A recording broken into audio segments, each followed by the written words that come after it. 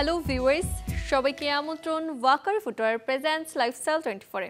জীবনযাপনের নানা খবর নিয়ে আপনাদের সাথে আছি আমি সূচনা হাসান। পৌষের শেষ বেলায় রং বেরঙের ঘুড়িতে সেজে ওঠে আকাশ, সাথে নানা রকম ঐতিহ্যবাহী পিঠার স্বাদে নাচে গানে যে উৎসব পালিত হয় তাই সাকরাইন। পুরান ঢাকার সাথে এবছর ভিন্ন রকম আয়োজন চলেছে ঢাকা বিশ্ববিদ্যালয় প্রাঙ্গণেও।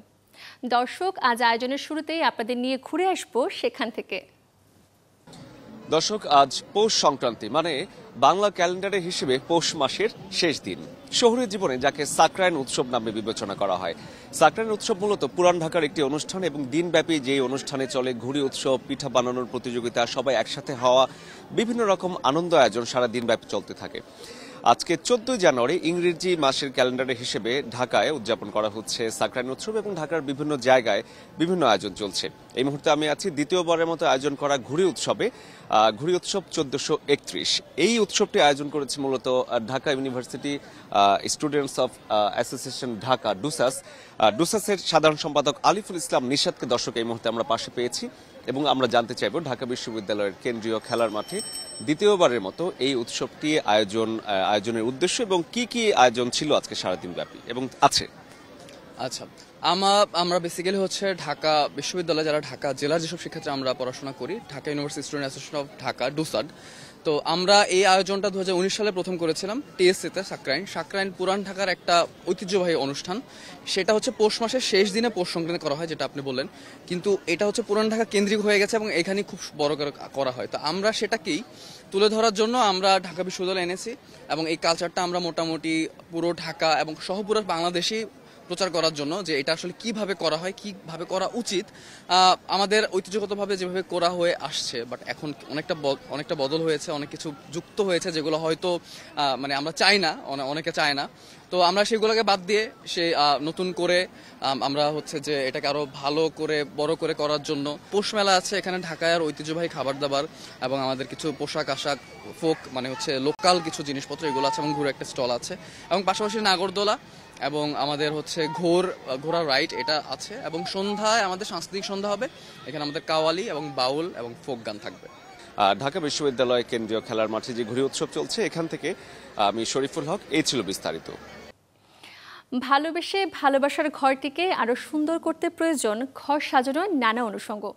যারা ভাবছেন কিনবেন ইনডোর প্ল্যান্ট, মাটির তৈজস কিংবা উলের ওয়াল হ্যাঙ্গিং, নানা কারুকাজের ওয়ালমেট, তাদের আজ নিয়ে যাব ভিন্ন রকম ঘর সাজানোর পণ্যের পসরায় রাজধানীর দোয়েল চত্বরে।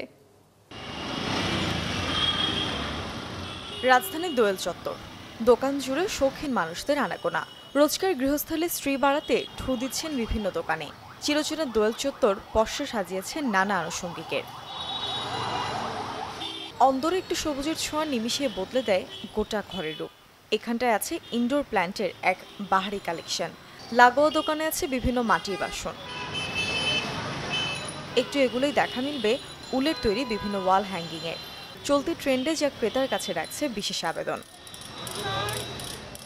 এসবের পাশাপাশি আলো ছায়ার খেলা অনায়াসেই বাড়ায় ঘরের সৌন্দর্য। তাই বাঁশবেতের এই ল্যাম্পগুলোরও বেশ চাহিদা। 300 টাকা থেকে শুরু করে 600, 1000ও আছে টপ, তো অনেক বড় টপ। এগলোলিমা, তারপরে টেবিল কামিনী, লাভার প্ল্যান্ট, পাতাবাহার, ক্রিসমাস ট্রি, আপনার ডোরেন্ডা, জেট প্ল্যান্ট, এই ধরনের গাছের আমাদের কাছে বেশি। এখানে মনে করেন আপনার 100 টাকা শুরু করে 400, 300 বা 1000, 1200 টাকা দামে ভালো ভালো গাছ পাওয়া যাবে আমাদের। এগুলো আসলে রুচিপূর্ণ তো জিনিস, যেমন যার যেটা চয়েস, বিভিন্ন পদের জিনিস থাকলো যার যেটা চয়েস। এর ভিতরে স্টার ল্যাম্পটা ইদানিং একটু বেশি টানতেছে। দেশীয় বুনন শিল্পে ঐতিহ্যবাহী এই শতরঞ্জি মিলবে এখানটায়। আকারের কাজের উপর ভিত্তি করে যার দাম নির্ধারণ করা হয়। দোয়েল চত্বর জুড়ে এই দোকানগুলোতে আছে হরেক রকমের ঘর সাজানোর সামগ্রী। প্রতিদিন দুপুর থেকে রাত অবধি চলে এই বিকিকিনি। মুর্শনৈশী, চ্যানেল 24, ঢাকা। পুরান ঢাকার হাজির বিরিয়ানি, হানিফ কিংবা মামুন বিরিয়ানির স্বাদে মনটাই জুড়িয়ে যায়, কিন্তু বাড়িতে রান্না করতে গেলে অনেক ক্ষেত্রে আসে না বিরিয়ানির আসল স্বাদ। কি ভুলে রাঁধুনিরা ঘরে বসে তৈরি করতে পারছেন না পারফেক্ট বিরিয়ানি? তার আদ্যপান্ত জানাবো যুক্তরাষ্ট্রের সুপরিচিত খলিল বিরিয়ানির শেফ খলিলের কাছ থেকে। বিরিয়ানি আমাদের বাংলাদেশি ট্রেডিশনাল ফুড। এই বিরিয়ানি যদি আমরা স্বাস্থ্যসম্মত খেতে পারি তাহলে আমার মনে হয় প্রতিদিনই আমরা এটা উপভোগ করতে পারবো। তো অনেক সময় আমি বাংলাদেশে বিভিন্ন জায়গায় বিরিয়ানি খাওয়ার পরে আমরা নানান ধরনের সমস্যার সম্মুখীন হই। কেউ দেখা যাচ্ছে বুক জ্বালা করে, বা দেখা যাচ্ছে নানান অস্থিরতা বোধ করে, বা দেখা যাচ্ছে অ্যাফোর্ড করতে পারি না, যার ফলে আমরা অকেশনাল ছাড়া বিরিয়ানি গ্রহণ করি না। তো আমি ওখান থেকে বেরিয়ে নিজস্ব একটা রেসিপিতে যে বিরিয়ানি সুস্বাদু হবে, কম মশলা, তেল এবং দেখা যাচ্ছে সব কিছু দিয়েও যে বিরিয়ানি সুস্বাদু করা যায়, সেই টিপসটা আমি সবসময় আমার রেস্টুরেন্টে অ্যাপ্লাই করে আসছি। আমরা যে পরিমাণ তেল মশলা ব্যবহার করি তার 3 ভাগের 1 ভাগ মশলা দিয়েও কিন্তু সুস্বাদু বিরিয়ানি রান্না করা যায়। আসলে স্বাদ কিন্তু আমি সবসময় বাড়াই যে মশলায় স্বাদ করে না, মশলা হলো ফ্লেভার তৈরি করে, স্বাদ তৈরি করে টেকনিক এবং সল্ট এবং পেপার। আপনার টেকনিকটা ফলো করতে হবে যে আমি লবণ সবসময় কমাই দেব, আমি 3 বার ইউজ করব প্রয়োজনে। 180 ডিগ্রি সেলসিয়াসে আমরা রান্না করতে পারবো, সর্বনিম্ন হলো 160 ডিগ্রি।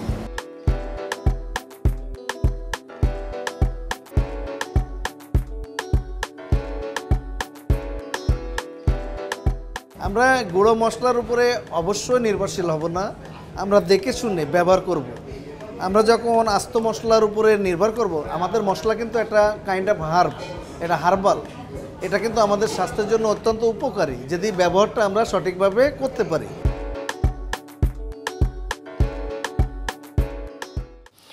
কোটিপতি হবার অফার নিয়ে এই বছরের ঢাকা আন্তর্জাতিক বাণিজ্য মেলায় আপনার জন্য হাজির আছে দেশের অন্যতম জনপ্রিয় ইলেকট্রনিক্স ব্র্যান্ড মিনিস্টার, যে অফারে সত্যি সত্যি স্ক্র্যাচ কার্ড ঘষে লাখপতি হয়েছেন মিরপুরের ক্রেতা শাম্মী সুলতানা। এরই মধ্যে তার হাতে তুলে দেওয়া হয়েছে পুরস্কার। এ সময় উপস্থিত ছিলেন ঢাকা আন্তর্জাতিক বাণিজ্য মেলা 2025-এর পরিচালক ও রপ্তানি উন্নয়ন ব্যুরো এর সচিব Bibek Sarkar, Minister My One গ্রুপের deputy managing director Mohammad Humayun Kabir এবং শোরুম বিভাগের ডিরেক্টর মোহাম্মদ মাহমুদুর রহমান খান উপস্থিত থেকে বিজয়ীর হাতে তুলে দেন পুরস্কার। মিনিস্টার কোটিপতি হন অফারে fridge, AC, TV, washing machine ও মাইক্রোওয়েভ ওভেন কিনলে গ্রাহকরা পাচ্ছেন আকর্ষণীয় স্ক্র্যাচ কার্ড। এই স্ক্র্যাচ কার্ডেই লুকিয়ে আছে কোটিপতি কিংবা লাখপতি হওয়ার সুযোগ সহ নানা চমক। স্বপ্ন এবার সত্যি হলো। বাইক লাভার যারা শখের রয়্যাল এনফিল্ড প্রি বুকিং করেছিলেন তাদের হাতে পছন্দের মডেল হস্তান্তর শুরু করেছে ইফাদ মোটরস লিমিটেড। রোববার থেকে হাতে পছন্দের বাইক পাচ্ছেন গ্রাহকেরা। বাইক হাতে পেয়ে তৃপ্তির হাসি সবার চোখে মুখে। জানা গেছে চলতি জানুয়ারির মধ্যেই দেশের 9টি স্থানে ডিলার শোরুমে শুরু হবে রয়্যাল এনফিল্ড মোটরসাইকেল বিক্রি। 2023 সালে দেশে প্রথম রয়্যাল এনফিল্ডের ম্যানুফ্যাকচারিং প্ল্যান্ট স্থাপন করে ইফাদ মোটরস। 2024 সালের 21 অক্টোবর তেজগাঁওয়ে তাদের নিজস্ব বিক্রয় কেন্দ্রে জনপ্রিয় এই মোটরসাইকেল বিক্রি শুরু হয়। আয়োজন শেষ করব, তবে এক নজরে দেখব বুধবার কোথায় কোন মার্কেট কিংবা শপিং জোন থাকছে বন্ধ।